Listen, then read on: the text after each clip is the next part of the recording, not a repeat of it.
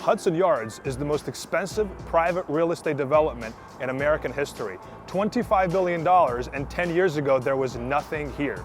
It was built on an active train yard, and now apartments starting at $4 million are here, and some of the most valuable office space in New York City. Here's how it happened and what it actually is.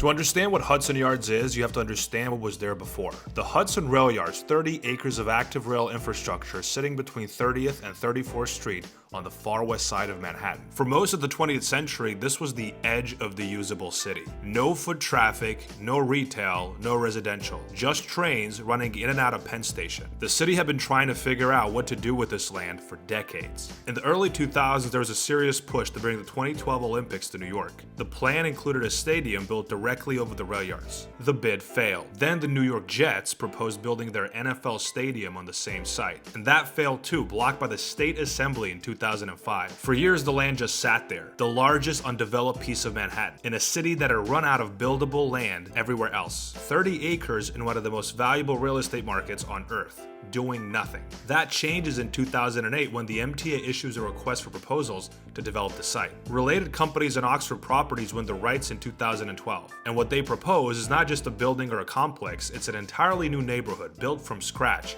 on top of a functioning rail yard in less than a decade. These are not just tall buildings, the whole thing was designed as a single composition. The plaza, the towers, the retail, the public art, it was all conceived together at the same time by the same team. That almost never happens in New York. Usually neighborhoods happen organically. People start moving in, artists, buildings. This was fully planned and executed in just 10 years. The city usually grows in layers over decades. Hudson Yards arrived fully formed.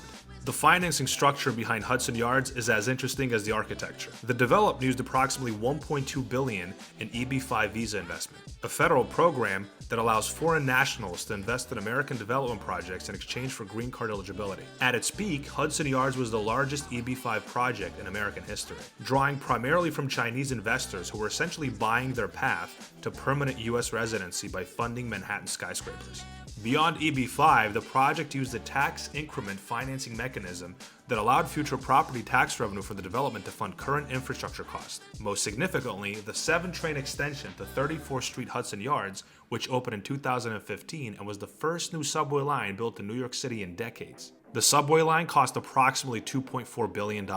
Hudson Yards essentially paid for its own transit infrastructure through a financing structure that redirected tax revenue before it ever reached the city's general fund. Now, whether that was a good deal for New York City taxpayers is a legitimate debate. The development has generated enormous tax revenue. It has also consumed enormous public subsidy. The math depends heavily on what you count and who you ask. Phase 1 of Hudson Yards opened in March 2019. What came out of the ground was genuinely unlike anything New York had built in living memory. The centerpiece of the public plaza is the Vessel, a $200 million structure designed by British architect Thomas Heatherwick. 2,500 steps, 154 interlocking staircases, 80 landings rising 16 stories above the plaza. It was conceived as a climbable public sculpture, something between architecture and art that would give the plaza an identity. It worked in the sense that the Vessel became one of the most photographed structures in New York almost immediately after opening. The 30 Hudson Yards Tower rises 1,268 feet and houses the Edge Observation Deck, a platform that extends 80 feet beyond the building's facade at 1,100 feet above street level. It is the highest outdoor observation deck in the Western Hemisphere. The glass floor section, where you're standing on nothing but glass above Midtown Manhattan, is one of the most viscerally uncomfortable experiences available in New York City. The retail podium below the towers houses Neiman Marcus, the first location of the luxury department store ever built in New York City, along with roughly 100 other retailers and restaurants. The residential towers sit alongside the commercial buildings with direct access to the same amenities. One thing that's genuinely interesting about Hudson Yards is how different it feels from the rest of Manhattan depending on when you visit. On a weekday during business hours, when the offices are full and the plaza has foot traffic, it feels alive, and the way that big city spaces feel alive. On a weekend evening, it can feel almost quiet by New York standards. The organic street energy that you get in Soho or the West Village or even Midtown, that takes decades to develop. And Hudson Yards has been open for 6 years. It's still finding its rhythm. The residential numbers at Hudson Yards operate in a category of their own, even by Manhattan standards. The average price per square foot in the Hudson Yards residential towers consistently runs between $3,000 and $4,500 depending on the unit and the floor. A 1,500 square foot 2-bedroom starts around $5 to $6 million. The upper floors of 35 Hudson Yards, which is also Equinox Hotel, have full floor penthouse units that have traded at prices that don't get publicly disclosed. The buyer profile is specific. A significant percentage of Hudson Yards residential units were purchased as investment properties for executives who spent part of their year in New York City, corporate housing arrangements, international buyers establishing a New York base. The neighborhood was explicitly designed to attract global capital, and global capital showed up exactly as intended. For context, the most expensive residential sale ever recorded in New York City was a penthouse at 220 Central Park South at $238 million. The second and third most expensive sales are also in the same corridor of ultra-wealthy development that Hudson Yards sits within. This is not a coincidence. The far west side of Midtown has become the address of choice for the top tier of the global wealth market in New York.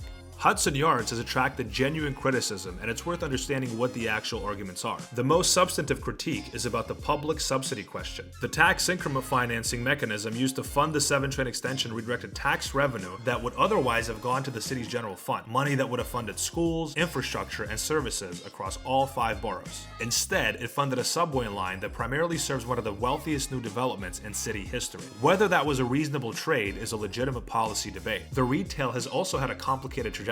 Luxury retail at this scale requires a critical mass of street-level pedestrian traffic that Hudson Yards, given its location and layout, has struggled to consistently produce. And the vessel has had its own difficult history. It was temporarily closed multiple times following deaths and remains a complicated symbol for the development. None of this means Hudson Yards failed.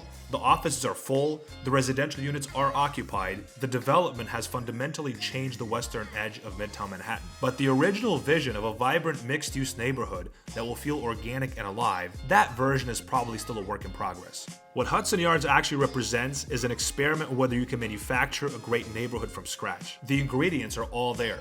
World-class architecture, public art, transit access, some of the best amenities in the city. The question is whether those ingredients are sufficient or whether the thing that makes a neighborhood worth living in is something that cannot be designed into existence. The neighborhoods that New York is most proud of, the West Village, Soho, Dumbo, Harlem, all became what they are through decades of unplanned organic development. Artists, immigrants, businesses, communities building something over time without a master plan. Things happening organically. Hudson Yards is the opposite of that in every way. 6 years in, the verdict is still genuinely open. Come back in 20 years and it might feel completely different. Or it might still feel like the most impressive place in New York that somehow doesn't quite feel like New York.